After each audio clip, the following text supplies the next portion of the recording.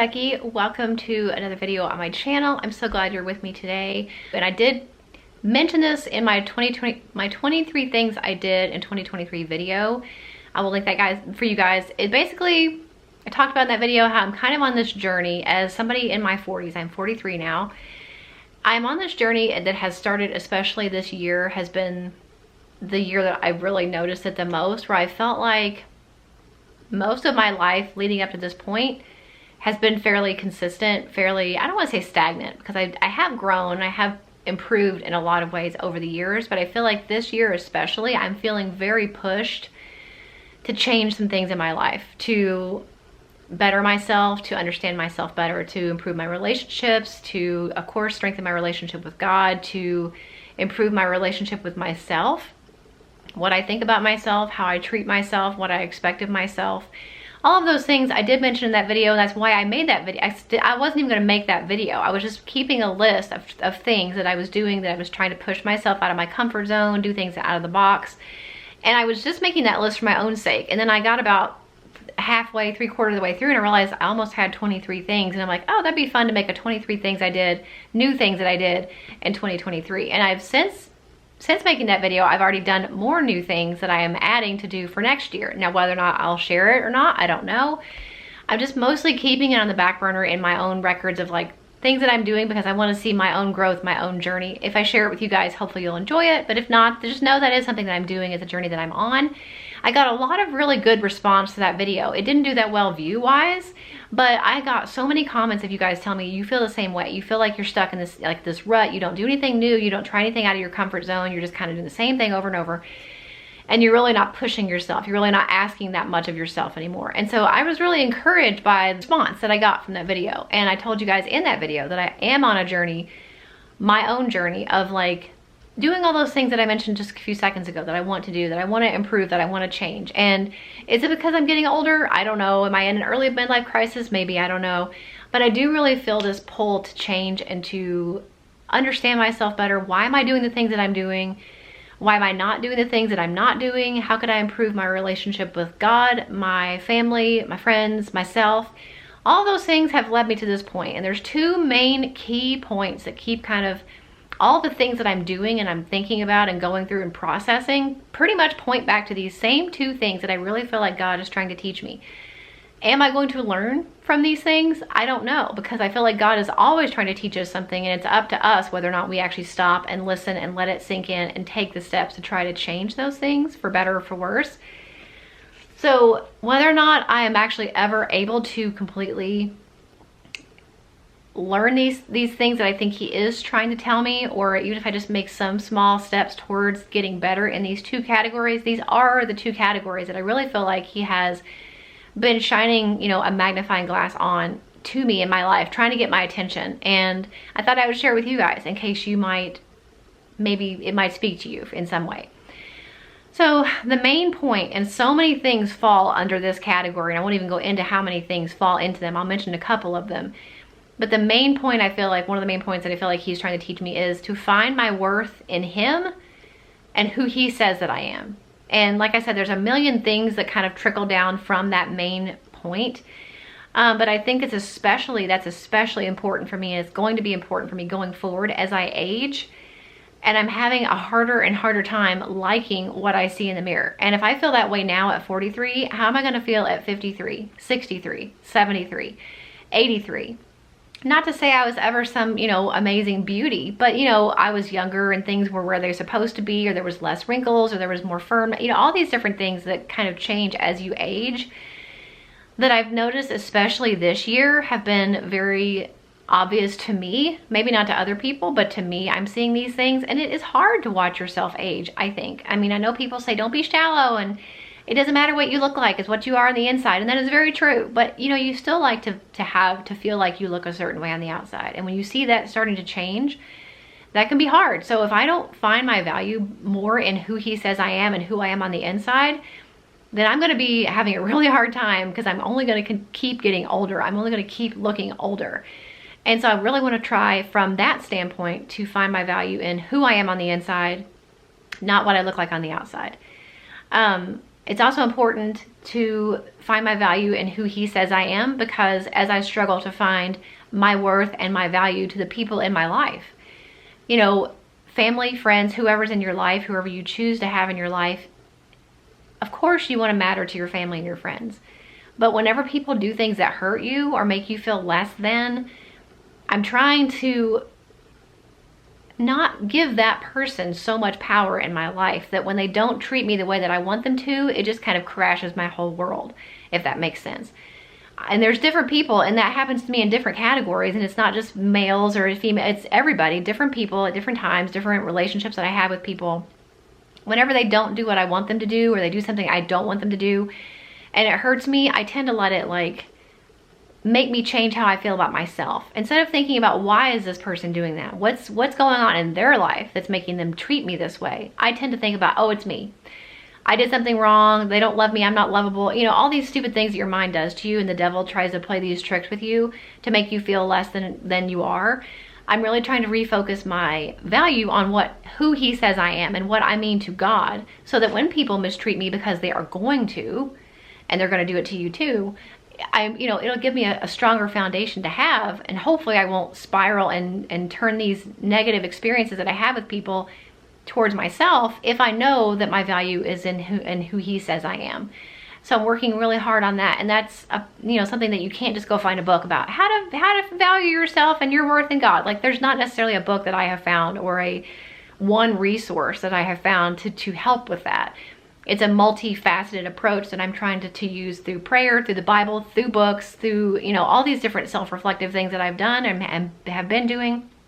And I think that's why I'm on this journey this year, because I'm really looking inside about, why do I feel the way that I feel when these things happen? Why do I do what I do and react the way I do when people do these things to me? If I had a stronger foundation and I really focused more on who God says I am and what I mean to him, I wouldn't care as much. I would still care, of course. You want people in your life to love you and treat you well, but I wouldn't care as much. And it would be a lot easier to handle these things when they happen if I'm stronger in my foundation of, I know who I am because I know who God says I am. And I know what I'm worth because I know what I'm worth to God. And trying to separate those two things. So if that makes sense, I hope it does. But that's something that's kind of in that same category of the importance of knowing and understanding and believing who you are to God and what he says about you. It's also important for me to try to figure this out as my life changes. My kids are getting older. They're finding relationships, my oldest especially. One of these days, the relationship she has, whether it's the one she's in now or not, is going to lead to marriage, more than likely, moving out, having her own life, and the same with my youngest as she grows up. Finding my value and my importance more, not that I won't ever be their mother, because I still plan and hope to be active and involved in their lives, but it won't be the same. So as those roles change, and as the needs from me change, and the expectations change, and the commitments from me change, not letting that make me feel like I don't have value anymore, because I'm not needed 24/7 by my kids. I'm not having to actively raise them every minute of the day and take care of them. So I think it's another reason why that's important. And also, as I find new ways to fill my time and new ways to serve my family, understanding that, like I mentioned kind of just a second ago, my kids are always going to need me, but they're not going to need me the same forever. And so I have to really figure out and balance my value and my worth to them, what I'm able to bring to the relationship with them, and figuring out how that's going to change over the years, but still keeping in mind and being rooted and rested in the fact that my value is in who God says I am and who he's asking me to be. So all those things kind of rolled into that one category of finding my worth in God, from him, who he says I am, and what value he says that I have. And that's really something that I think will help me. And like I said, it's easier said than done. Just because I recognize the need for that thought and that belief doesn't mean that it's easy, doesn't mean I know how to do it. If I could go to the store and buy it, or if I could go find a book and read it, and that would be like, oh, okay. I wish it was that simple. It's not. It's definitely going to be a journey, a learning process, and it's a struggle. It has been a struggle for me. It is a struggle, and it's going to continue to be a struggle. But it's something I'm working on, and a lot of that is through prayer. It's the best thing you can do when you don't know what to do, is pray and ask God to help you. So that's kind of where I am right now with that. The second thing, and that I really feel like God is trying to teach me, and that kind of I've talked about on my channel already loosely, is about being intentional, slower living. The pace of life that I lead helps me to focus on God, or it doesn't. And the pace of life that I lead allows me to have time with my family and the things that are important, or it doesn't. And so under that category, there's a lot of things that that kind of stem from that are affected by that.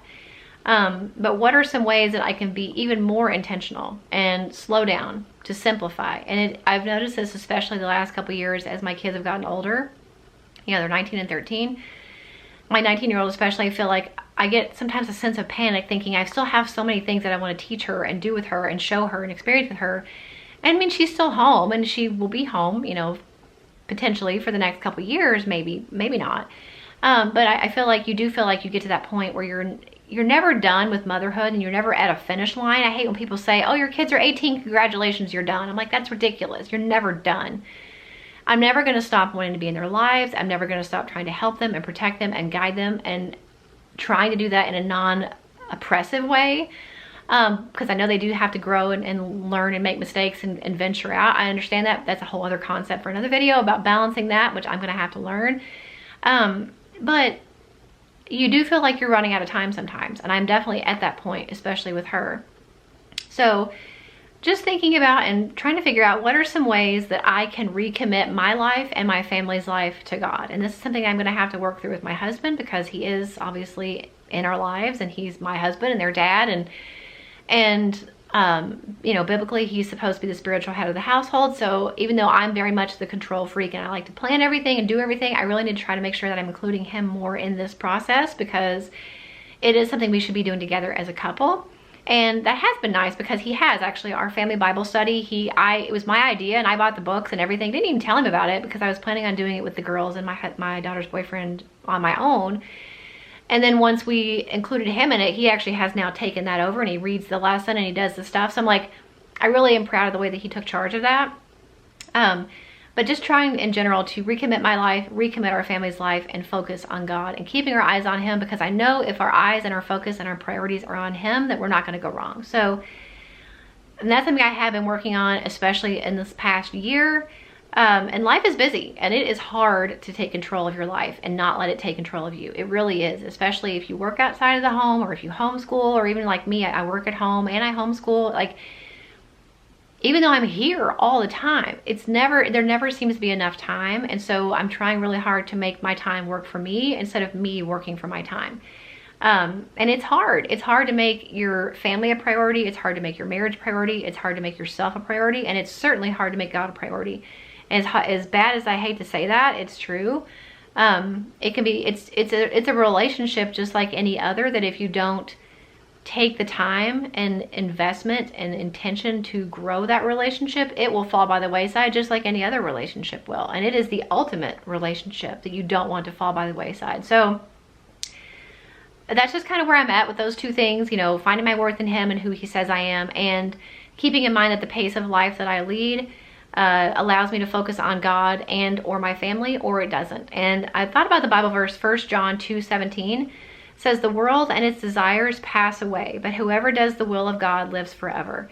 And I feel like that really epitomizes what I'm feeling, especially with that second category of letting our life keep us so busy. And the devil wants to do it. He wants to keep you and your family so busy that you don't have time to spend with each other, that you don't have time to spend with God, that you don't have time to volunteer and give and go to church and worship and do all these things. He wants you to do that. And he's going to put everything in place possible in your life to keep you from doing that. And if you don't fight back, and it is literally a fight, a struggle, I literally feel a pull.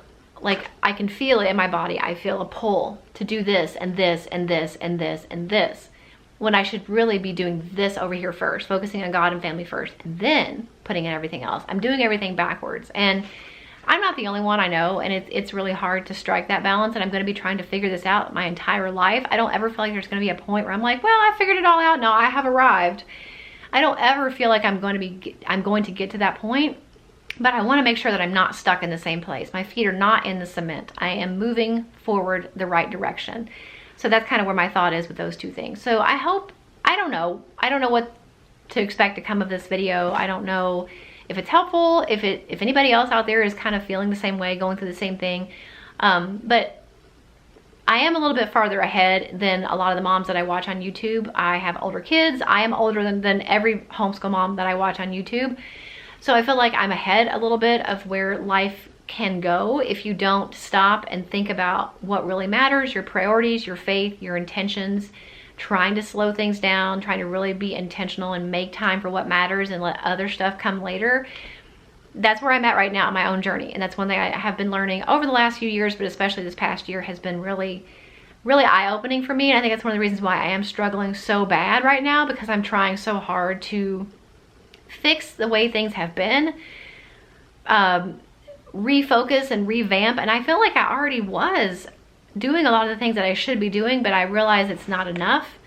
And I'm trying to grow and bring my family with me. You know, as a mom, you guys know, I mean, you're the heartbeat of the family. Not to downplay the dads, but the moms, I think, are a lot of times, you know, the rudder that moves the ship. Like, you guide the family. You have a role in the family that nobody else can replace. And I feel like that's my, you know, my thing to do, to lead, to inspire my husband, to set a good example for my girls, to be, you know, to be a better wife, to be a better Christian, and maybe to help you guys. So I hope this video was helpful. If it was, give it a thumbs up and let me know. Leave me a comment, because like I said, I don't think YouTube is going to push this video out to anybody unless either God intervenes and puts it in front of the people that he wants to see it, but also maybe if you guys like it, whenever you give a thumbs up, whenever you leave a comment, whenever you share a video, that helps YouTube to push it out farther. So if this video spoke to you at all today and you feel convicted to do so, make sure you give it a thumbs up, leave me a comment, even if it's just an emoji. And if you feel like sharing it with anybody else in your life that you feel like it would be useful for, I'm sure if God puts that on your heart to do that, and maybe, you never know another mom that might benefit from hearing a little bit of maybe wisdom from somebody who's maybe a little farther along, who's kind of learning this, you know, as I'm older and my kids are older, if that makes sense. So hope you guys enjoyed. I will see you in the next one. Bye.